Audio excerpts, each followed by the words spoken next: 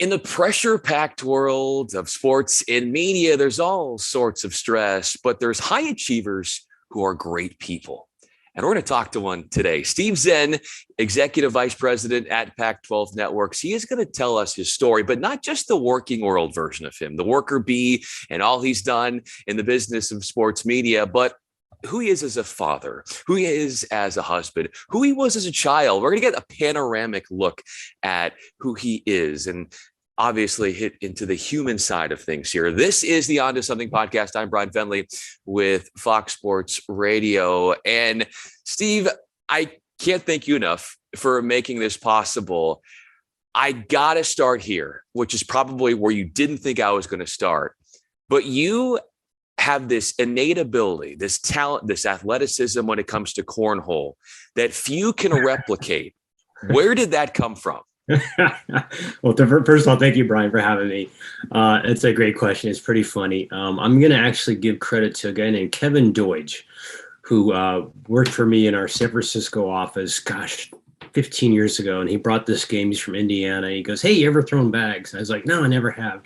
So he introduced us. We actually played in our office and had to have a very good throw there because you couldn't go too high. You had to throw pretty low, and loved the game. It was so much fun. And then I rallied around that for a long time because it was a great icebreaker and easy to play. So I'd always, everywhere I've been since, I played cornhole with my colleagues and my teammates and anybody that actually wants to play.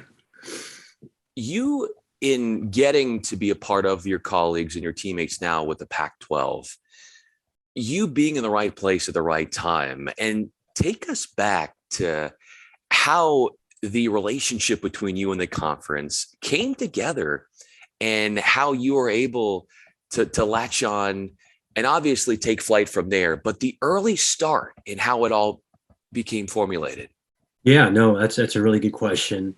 I usually don't talk about this one as much, but it was interesting. I had a long career at IMG. WME, Endeavor, almost 25 years over two different stints. And on my last stint, I was actually asked to leave. This is back in 2019. It wasn't a complete surprise to me. I think if you're really in touch with where you are in your work environment and your job, you kind of know where you sit. So I sort of saw this coming in early January. And so quickly I realized, okay, what am I going to do next? And IMG treated me very well. Endeavor treated me very well on the way out. But I had always had a relationship with a few folks at the Pac-12 over the years. I was a big fan of the Pac-12. I'd go to the basketball tournament and the football championship probably every few years with friends who are alumni of the Pac-12. And it really started at the tournament back in March of 2019 in Vegas. And they had found out that I was a free agent, literally, that I was looking for my next professional opportunity. And that night, the conversations kicked off with the former commissioner and also my current boss and president. And one thing led to another, where we had very fruitful conversations, and it happened really, really fast, where I decided to join the Pac-12. And again, I'm a big fan of college sports, so it was a perfect match for me. And the one thing that stood out is when I met my new boss, he said, "Your reputation precedes you, Steve. I don't really know you, but so many people talk really favorably about you. And I'm really looking for a chief revenue officer or sales officer or EVP of sales to come in here and really turn things around. And I think you're the right guy." So we hit off, and the rest is history. It's been 3 years. So much more to come out of this. Steve Tseng is with me. I'm Bryan Fenley. In you being a high achiever and you being able to do that, and you look at your resume and the sparkling resume, how are you able to climb the ranks the way you have? And at the same time, show others that you can be a great person as well. You can be compassionate. You can be giving. You can be caring while rising the ranks. How have you found the balance in the way you have been able to navigate both in being the best version of yourself, but at the same time being real, being authentic, and being altruistic for others? Yeah, no, that's a great question. I think what's carried me is I've always tried to do the right thing and truly treat people well and respect people in all walks of life. and not just the people above you, not just your peers, but anybody, even the person that takes you in an Uber, or a person opens a door for you, whoever it is. I feel like that's carried me my entire life, my entire career, and that's opened the doors for me to a lot of different places. And I really truly feel like if you treat people well, you're respectful, you're honest, you say you're going to do what you say you're going to do, you really do execute against that. People like you, people trust you, and that has really proved out for me. I always say I'm not the smartest guy, I'm not the the biggest guy, all these different things, but I work hard. I'm true to my friends, I'm true to my business partners. I try to over deliver and undersell. I think is a real key fact too. And I've gotten a lot of lucky breaks along the way. I really feel that way. I've met a lot of good people who've taken me under the wings and helped me. And being nice is not a bad thing. Now, there's also times where you have to kind of turn it on and be sort of the tougher person and have tough conversations. You can't be afraid of that, but you should always be cordial and friendly and approachable. But there are other times in work environments where you have to get a little more strict and be a little more serious and be honest with people if you have issues or things aren't going right. All of the tenets that you're describing right now and that you embody in the workforce, how far back do you trace those? And you picking up on those, you learning from somebody and being the one to put those into action? How early on in your life do you find that you found those? It's funny, Brian. I realized, growing up, where I started, my mom was a single mom and a nurse. Okay, so my dad, I might as well go here, Brian, passed when I was literally 2.5, died of lung cancer, and he was 36, 37. And I had a brother who was 1.5, a sister that were 4 and 5. And so my mom overnight had to find a job, and she was a nurse, so she was gone all the time. And the four of us kind of raised ourselves amongst each other, and caused a lot of trouble and chaos. But we became very independent early. And the other thing I found out early was I didn't have because my mom was a nurse. You wouldn't go to the office to see what do you do as a nurse. And so all of us, my siblings, kind of had to learn it on our own. So to your question, I realized when I treated people well, I follow up when I said I would, help people where I could. I saw that success probably coming out of college, even earlier, to meet people, and that just it kept working. It kind of reinforced that behavior for me because it kept working. And I feel like I always get the benefit of the doubt when you do the right thing and are candid and honest and transparent with people. Yeah. Where do you think, Steve, your life would have gone without those early trying times, and where you would be and what you would have done and how maybe things would have been different without you, as you said, having to grow up early and be independent? Yeah. My dad was a very smart man. He was a electrical double major, computer engineer. I would have been an engineer for sure. There's no question. And it would have been a very different path. All my uncles were engineers. My cousins, almost all of them are engineers or CS majors. And I started off actually as an ME, but it was so hard and I just wasn't into it. I love sports. So that's what pivoted me to sports. So I think my life would have been very different, to be honest, if my real father was still here and the influence he would have had on me. He's a very strong man, very smart man. But you get dealt with the cards you dealt with. And I feel like my mom was an amazing role model because she worked hard. She followed the golden rule, which is everything I talked about it, and always was nice to people. And always told me another one was, if you have an opportunity to do something or meet somebody or go somewhere, do it if you think it's valuable, because you would never get that chance again. So I always use that. I always think about that when I get new opportunities. And oftentimes I'll do that. I'll follow up and go make that trip or go try to find that person, because you never regret it. And that's something my mom taught me as well. So yeah, my life would have been very different, Brian. No question. Steve Tseng is with me. I'm Bryan Fenley, also a product of a single mom as well. So I know we have that in a way. Yeah, my dad died when I was a child from cancer, but I wanted to talk about now you being a father. Yeah. And obviously you missed out. We both did on some of those fatherly experiences. So in you being able to be the father, how much do you think about your own dad in giving to your kids what your dad wasn't able to give to you? Yeah, that's a great question. And Brian, I'm sorry, I didn't know that your dad passed. So we're going to talk about that separately when you were young too. You know, I remember the day when I turned 36, and I was like, wow, this is when my dad passed. It's stunning. It's actually very humbling. I don't know if you've ever gone through that. And I feel like the luckiest guy in the world to have not only raised three kids, a daughter, a son, and a daughter, but to be there the whole way.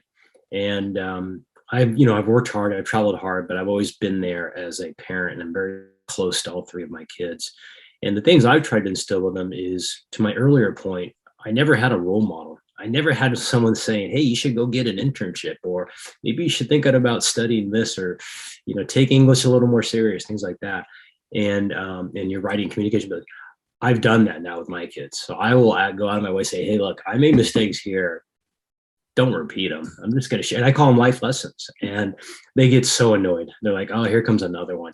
But I think as my older two have gotten older, it has resonated. Some of the things I've said have actually kind of settled in, and they actually practice it and follow it. And it's a wonderful gift to be able to share that. I also, came from a very humble beginning. We didn't do anything. We never traveled, camped. And so my kids are really lucky to have experienced the life they've had because of the things my wife and I have been able to provide. And I remind them that every day, that not everybody gets to do what you've done. And, that's something you should be always grateful for. Yeah. So no, it's been fun shaping them and seeing how they've turned out. Yeah. I'm looking at your backdrop. It's beautiful. In a beautiful, picturesque space in nature. And I know, Steve, that for you, you have this adventurous spirit, or you like to go out to nature. You like to hike. You like to take in the sights and sounds of wildlife in the wilderness, as I see that now behind you, which wants me to do some fly fishing, but that's for another story. What does getting out in nature do for you in terms of taking what you said? And when you grew up, you weren't able to do a lot of these things. And so what does that fulfill? And now you being able to explore and to go out and see things that you weren't able to see previously. Yeah, no, it's a great point. So this backdrop, I have a lot of virtual backdrops. It mimics the previous picture, but this is a live one from Yosemite. Not live, but I took this from Yosemite, and I'm a big national parks guy. So I've been to many, many parks, camping, hiking. And to me, to your point earlier, when I grew up, right, camping was what we did when we got outdoors. And that's why I'm so comfortable with it. And it's a place to just really unwind and relax and put you in perspective, like, how short you'll actually be here when you look around these granite walls like at Yosemite. And so I've instilled that in my kids too, because it is nature really is such an important thing to be not only a part of, but also to protect and respect. And that's my happy place. There's no question. You can put me anywhere in the water, mountains. I will be really happy. And I do love to fish. So maybe we'll go fishing sometime, Brian. Yeah. And my kids too, this day, they even tell me, they'd rather go to Yosemite or a national park than Disneyland, because we've done both. And all three of them would rather go hiking or go check out a new park or something like that. As your kids, work their way eventually into college, what will you tell them about you as an undergrad in college and how you were able to wade through, and even the study habits that you had? And as you've laid it forward for them, things that you said, "Oh, I did this, you should do it this way," maybe a little differently, but what will you? It's a little different. It's interesting. So when we grew up, with four of us in college at the same time, basically, we all had to pay for our own school. And so I went to UC Santa Barbara, had a fantastic opportunity there, loved it, probably played a little too much, started off as an engineer and then ended up transferred into a liberal studies major with a math econ undergrad. So again, to the earlier point, I didn't have anybody really mentoring me, telling me like how seriously I should take school, or should I get an internship? I had 0 internships. Should I, really, all I heard my mom always said, work on math. Math's really important. I actually think English is more important, your communication skills and writing and being able to actually present and talk to people. And so I've instilled that in my kids. So I think for me,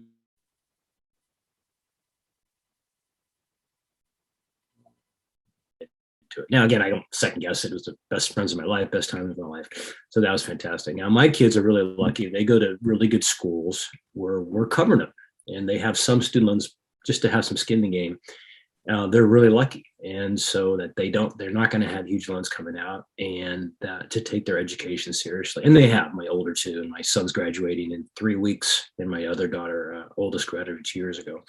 And I see it. They work hard. They're smart enough to do what they need to do. And so they have a very different experience than what I had.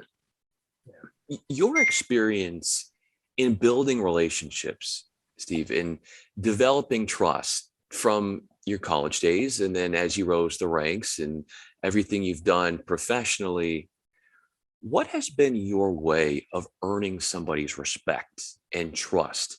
And getting back to something we started out this conversation talking about is the reputation that people have of you and how optimistic and positive it is. What did it take for you behind the scenes to build it to that? Because reputations aren't built overnight. Yeah, I think you're right. That's a great question too, Brian. I think, again, for me, I've always been pretty quick at building relationships. And I think it was based on first finding a connecting point about something to talk about, something in common. And I'll come back to that point. And also, honestly, being vulnerable and being honest and being not trying to pull one over somebody, not trying to take advantage of somebody. And you can quickly identify the people that you really associate with, have similar values to you. And those are the people you go deep and long with.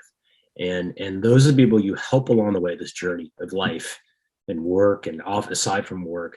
And it's amazing when you help people, it comes back in spades that they will help you too. So you help people without any expectation, right? Because you do it because it's the right thing, and you know it's going to come back. And it's happened to me countless times.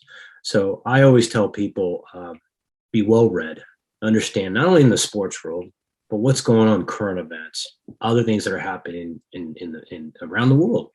Because if you know enough things out there, you'll be able to connect with everybody. And I was shy growing up. No question. I was a little shy. I couldn't present. I couldn't talk like this, Brian. But over time, it gets easier. And now I'm fearless. I feel like you could drop me into any setting. I wouldn't know anybody. But by the end of the evening, I'll feel pretty good. I'm going to have a couple good friends coming out of there. And that's just confidence built because I've done it enough times. And I'm true to sort of how I approach friendships and personalities. Now, there's also people you don't want to associate with, so you quickly learn which ones you don't want to hang out with. And, I'm considered a nice guy, but at the same time, when you feel like you've been crossed or there's people out there that you don't trust, I won't associate with them. Yeah. So you have to know when to be disciplined and draw the line. Well, your moral compass seems to be perfectly in the right direction, understanding what you've had to maneuver and find your way now at the Pac-12 Networks and landing there. I'm Bryan Fenley. This is Steve Tseng joining me on the On to Something podcast. Steve, I wanted to leave you with this, and so grateful for the conversation. If you were to go back in time and to be that young version of yourself with your young siblings and your mom there, and you were able to understand that one day you would be in this position, how do you think that would sit with you as a young child? There's no way. I think I have exceeded all expectations. There's no question in my life. And I married my best friend. I have the greatest wife in the world. 3 amazing kids, the things I've been afforded, the things I've experienced, people, my friendships. You can check a person by their circle of friends, right? That's how you really know the standards of the person. So I punched above my weight. There is no question in my mind, right? And it's funny. My mom never understood what sports marketing was. So when I got out of engineering, that was I was like, oh my gosh, all my uncles were like, oh, Steve's got out of engineering. What is he going to do with his life? But I love sports. So to make a career out of it for like 20 years, my mom had no idea what I did. And finally she came around and started realizing that I actually enjoy what I do. And I enjoy the medium of sports. and that's where my passion is. And that's probably one reason I've been so lucky to be successful here, is because I actually like it every day. But no, I had no idea what I was going to grow up, and no idea. And I think that person back there would have said, wow, that guy's doing all right out there.